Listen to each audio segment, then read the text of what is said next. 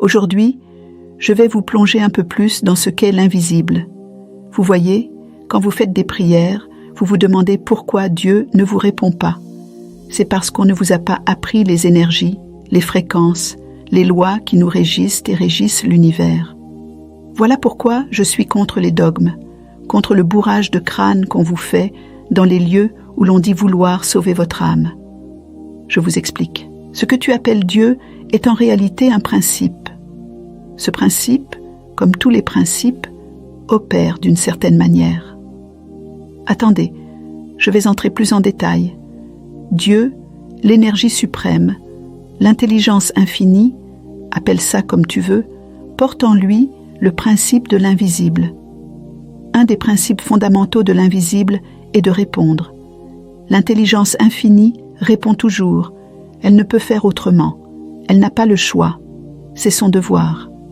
Quand vous questionnez l'invisible, il va vous répondre. C'est impossible qu'il ne vous réponde pas, car ce serait aller contre son principe. Les lois spirituelles sont les mêmes pour tout le monde. Pourquoi donc l'intelligence infinie répond-elle toujours? Parce que l'intelligence infinie est une énergie. Écoutez bien, toute énergie, je dis bien toute, a besoin de se matérialiser. La caractéristique principale d'une énergie est de se matérialiser. Elle va même lutter pour se matérialiser. Une énergie est faite pour se matérialiser, elle va chercher tous les moyens pour le faire.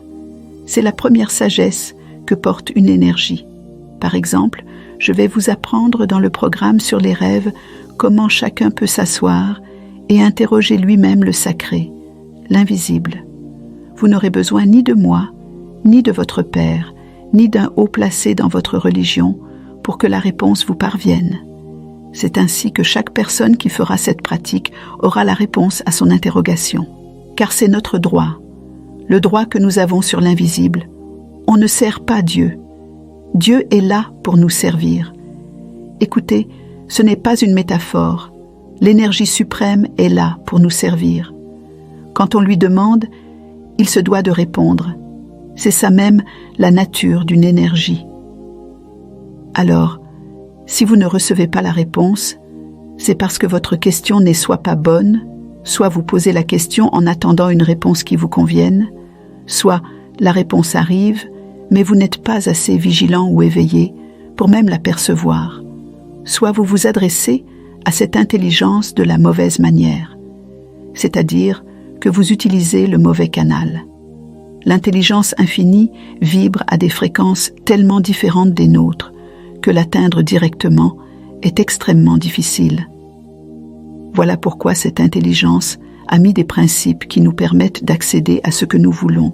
Par exemple, ma grand-mère est désormais mon ascendant. Elle a vu les deux mondes, elle est libérée et est assise dans le groupe de mes ascendants libérés. Elle me voit, je la vois. Chaque jour, je peux entrer en contact avec elle. Ceci est notre pouvoir, car la mort n'existe pas, c'est simplement un changement d'état de conscience. Alors, je peux appeler ma grand-mère, qui est mon guide, et lui dire « Voilà telle chose ». Elle est dans le monde astral, elle sait mieux que moi, elle a accès à des fréquences que moi, soumis aux lois de la chair, je n'ai pas. Et dans le monde astral, elle peut agir comme moi dans le monde physique, je peux agir. C'est un code que l'énergie universelle a mis à notre disposition, et s'en priver, c'est simplement être un peu ignorant. Il est écrit « Honore ton père et ta mère ». On n'a pas dit de les honorer seulement de leur vivant, ni de les honorer seulement s'ils ont été bons avec toi ou pas. On t'a dit de les honorer.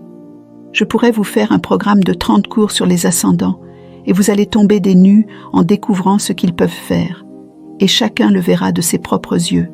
Pas besoin de foi ou de croyance. Tu vas le faire et le constater par toi-même. Et il n'y a rien de grave à être un peu ignorant. Moi-même, quelque part, je le suis par rapport à l'immensité du savoir et de l'univers. Voilà pourquoi il y a des feuilles ici, dans la nature, qui purifient, guérissent certaines choses. Ce sont des extensions de l'énergie universelle. Je vous dis et répète que ce qu'on vous a enseigné est rempli de dogmes, d'énergie qui vous coupe directement de votre pouvoir. Et je ne demande à personne de quitter sa doctrine. Ce que je demande, c'est de vous questionner.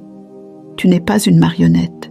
Pose-toi des questions existentielles, sans quoi je peux te garantir que tu vas rater cette incarnation, d'apprendre autre chose que ce qu'on vous répète depuis petit.